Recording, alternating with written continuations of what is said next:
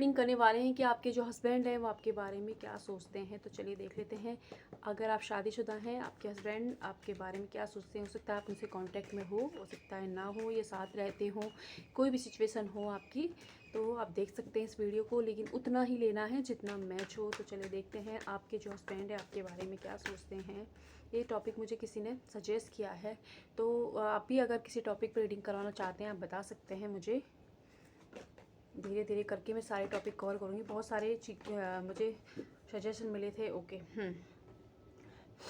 तो आपके जो हस्बैंड हैं वो आपके बारे में सोचते हैं कि अगर आप उनकी लाइफ में एक उजाले की तरह हो, एक शांति की तरह हो, जिनसे बात करके उनका टेंशन फ्री हो जाते हैं, और आप दोनों के अंदर म्यूचुअल अंडरस्टैंडिंग भी है। लेकिन हो सकता है मतलब पहले शुरू में बहुत प्यार था, लेकिन अभी जो एक टावर मोमेंट आप दोनों के बीच में आ गया, तो आप नो कॉन्टैक्ट में हो, या कुछ लोगों का अपने हस्बैंड से डिवोर्स केस चल रहा है, एंड कुछ लोगों को लग रहा है कि आप लोगों की लाइफ में एक थर्ड पार्टी है, उन्होंने आपको चीट किया है, बिट्रेल किया है, मैनिपुलेट किया है। तो ये सिचुएशन है भी लग रही है। तो आपके जो हस्बैंड हैं मोस्टली जो लोगों के साथ अभी आप कांटेक्ट में नहीं है, मतलब वो उनके लिए बता रही, स्पेशली जो आपके म्यूचुअल जो अंडरस्टैंडिंग है, प्यार है इस रिश्ते में, और आपसे फिर से दोबारा से एक न्यू बिगनिंग आपके साथ करना चाहते हैं, है ना। एंड जनरली देखा जाए तो आपके जो हस्बैंड आपको एक ऐसा इंसान समझते हैं जो थोड़ा सा अथॉरिटिव है, थोड़ा सा लोग कूटनीति से काम भी लेता है अपनी ज़िंदगी में। किसी ने चीट कर दिया तो उसे दोबारा मौका नहीं देता है, और जिसके लिए प्यार है दिल में उसके लिए फिर पूरी तरीके से समर्पित है। लेकिन अगर कुछ भी गड़बड़ की तो वो जल्दी से आप माफ़ नहीं करते हो, चीज़ों को होल्ड पे डालते हो, ईगो से डील करते हो चीज़ों को, और बहुत ही ज़्यादा पजेसिव हो जाते हो हर चीज़ के लिए, और हर चीज़ के आपको मतलब तय तक जाना होता है। कुछ भी चीज़ें आप ना या तो यूनिवर्स पे नहीं छोड़ते हो, या समय पे नहीं। जल्दबाजी आपको अपने डिसीजनों में, अपने सिचुएशंस में बहुत ज़्यादा रहती है। भाग्य आपका साथ हमेशा देता है। आपके हस्बैंड को लगता है कि जब से वो आप उनकी लाइफ में आए हो, उनकी भी किस्मत कैरियर वाइज चमकी है, लेकिन आप दोनों के बीच में एक पेज पे नहीं हो।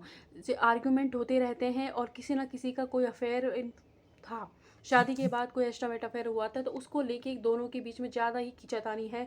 ना तो आप उस चीज़ को बैठकर बात करके क्लियर कर रहे हो, ना फिर उस चीज़ को छोड़ रहे हो, तो होल्ड कर रखा है आपने उस चीज़ को। दोनों को ही पता है कि क्या गलती हुई है, लेकिन दोनों ही एक दूसरे से बात करने के लिए तैयार नहीं हो रहे हो, है ना। आपके हस्बैंड को ये भी लग रहा है कि आप हमेशा उनकी चीज़ करना आपको वही होता है, लेकिन अगर उन्होंने बोल दिया कोई काम तो आप नहीं करोगे, बल्कि अपना दिमाग लगाओगे और उन्हें मैनिपुलेट करने की कोशिश करोगे। और उनको लगता है कि आप उनको उनके घर वालों से, उनकी फैमिली से दूर करने की भी कोशिश करते हो। तो ये सब उनके थॉट है, ये मेरे नहीं है, एंड जनरल रीडिंग है। ओके।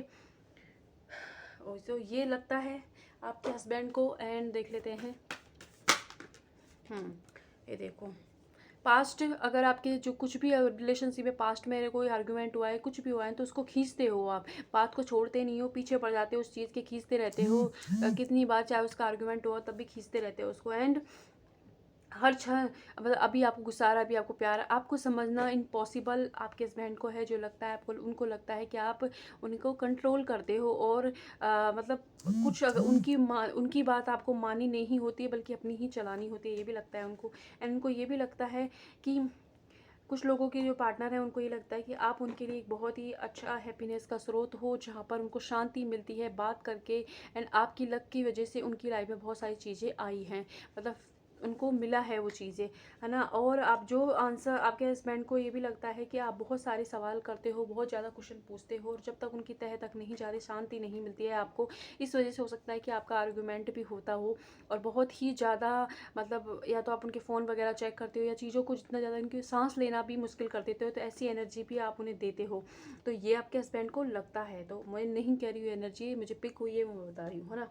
अब हम देख लेते हैं एंजल्स आपको क्या संदेश दे रहे हैं। एंजल्स बताएं क्या संदेश है आपका। अब ऐसा नहीं है कि जनरल रीडिंग है तो इस बेस पे आप जाके लड़ने ही बैठ जाओ। चलिए देखते हैं एंजल्स। ओके। एंजल्स आपसे कह रही हैं कि एक तो आपके यहाँ इनसिक्योरिटी है, तो आप घबराएं नहीं, जो चीज़ आपके आप ही की रहेगी, है ना। तो उसके लिए आप इतना ज़्यादा किसी सामने वाले का दम ही ना घुट जाए, ऐसे ज़्यादा परेशान ना करें। एंड अगर आपको आपके पार्टनर का कुछ सच पता भी है तो उसे लेट गो करने की कोशिश करें, सिचुएशन को इम्प्रूव करने की कोशिश करें, होल्ड ना करें। और नहीं तो आप क्लियरिटी मांगे, सामने बात कीजिए, मन में ना चलाएं उस चीज़ को। मन में चलाने की वजह से बहुत ज़्यादा नेगेटिव हो रही है। धीरे धीरे आप दोनों एक दूसरे से इमोशनल वाइज दूर हो जाओगे अगर ऐसे ही चलता रहा। तो इस सिचुएशन को इम्प्रूव करने के लिए ज़रूरी है कि आप खुल के बात करो। तो खुल के बात कीजिए, शांति से बात कीजिए, लड़ाई नहीं करनी है, विनम्रता के साथ बात कीजिए आप, जिससे कि आप एक कंक्लूजन पर पहुँचें। भी बात को खींचना नहीं है और अपने अंदर की जो इनसिक्योरिटी है उसे निकालें। ज़रूरी नहीं किसी ने एक बार गलती की है तो बार-बार करेगा। और उससे भी बड़ी बात ये है कि अगर आपको ये रिलेशन चाहिए तो इसमें थोड़ी हील कीजिए, खुद को भी स्पेस दीजिए, उनको भी दम मत घुटाएँ किसी का, है ना? और आपको क्या है, थोड़ा-सा मेंटल प्रेशर है, बहुत ज़्यादा ले लेते हो आप चीज़ों को। उन्होंने कुछ भी किया होगा ना तो छींक भी आ गई ना तो बस परेशान हो जाते हो। तो यूनिवर्स आपसे कह रहे हैं कि आप मेडिटेशन कीजिए और अपने इस रिश्ते को हील कीजिए, ताकि फिर से वही प्यार आपके बीच में जो लौट के आए जो पहले था। एंड विदिन फ्यू मंथ में, फ्यू वीक में आपकी लाइफ में कुछ जो इस रिलेशनशिप में अगर चेंजेस होने वाले हैं और ये अच्छे के लिए ही होंगे। तो आपको उन, अगर आप दोनों के बीच में कुछ भी गिले शिकवे हैं, पास्ट में कुछ भी हो, उनको जाएँ, उनको लेट गो करें और नई नई तरीके से शुरुआत करें, इस रिश्ते को हील करें। आप ग्रीन तारा मंत्र सुन सकते हैं, चाहें तो रिलेशनशिप हीलिंग का हस्बैंड वाइफ मतलब जो कोर्स हमारा चल रहा है, तो आप उसे भी जॉइन कर सकते हो। 7 डेज़ का है, 500 रुपये उसकी फ़ीस है। तो आप चाहें तो रोज़ मतलब उसके एक क्लास ले सकते हो, तो उससे भी आपको इस रिलेशनशिप में जो चीज़ों को आप दिल पे लगा रखे हो, उनसे पीछा छुड़ाने में आपकी मदद मिलेगी और आप आगे बढ़ पाओगे। और आगे बढ़ना इसलिए ज़रूरी है कि अगर आप इस तरीके से उनको परेशान करते रहे तो ये रिश्ता बहुत डिवोर्स तक पहुंच जाएगा, आर्गुमेंट हो जाएगा, रिश्ते में दूरियां आ जाएंगी। और कुछ लोगों के लिए तो ये डेफिनेटली बहुत दूरी आ गई, बस सिर्फ बच्चों की वजह से या कुछ ना कुछ रिस्पॉन्सिबिलिटीज़ की वजह से आप एक दूसरे के साथ हो, नहीं तो बिल्कुल रिश्ता बिल्कुल ख़त्म हो चुका है। तो ऐसी एनर्जी भी मुझे अभी अभी पिक हुई है। तो आप इस चीज़ को समझें, किसी को भी इतना कंट्रोल नहीं करना है कि उसका सांस लेना मुश्किल हो जाए। एंड खुद को भी थोड़ा स्पेस दीजिए, आपकी भी ज़िंदगी है, आप उनको कंट्रोल करने की कोशिश, उनसे बात मनवाने की कोशिश, कि उनके घर वालों से दूर करने की कोशिश अगर आप करते हो कि उनको कि ये बुरा है, आप मत करो। हो सकता है कि वो बुरा हो, आप बोल रहे हो कि आपने देखा हो इसकी सच्चाई, तो आप ये उनको बताओगे, वो मानेंगे नहीं। सही वक्त आने पर यूनिवर्स खुद उनको सच्चाई का सामना कराएगा। आप तब तक के लिए अपने ऊपर फोकस कीजिए, और बार बार बोलोगे तो आप ही उनकी नज़रों में गलत साबित हो जाओगे, सामने वाला अच्छा ही रहेगा। इसलिए ऐसा ना करें। तो ये एडवाइस आपके लिए, आई होप आपसे रेजनेट हो। जितना हो प्लीज़ उतना लेना है, जहाँ भी हैं खुश रहें। Thank you.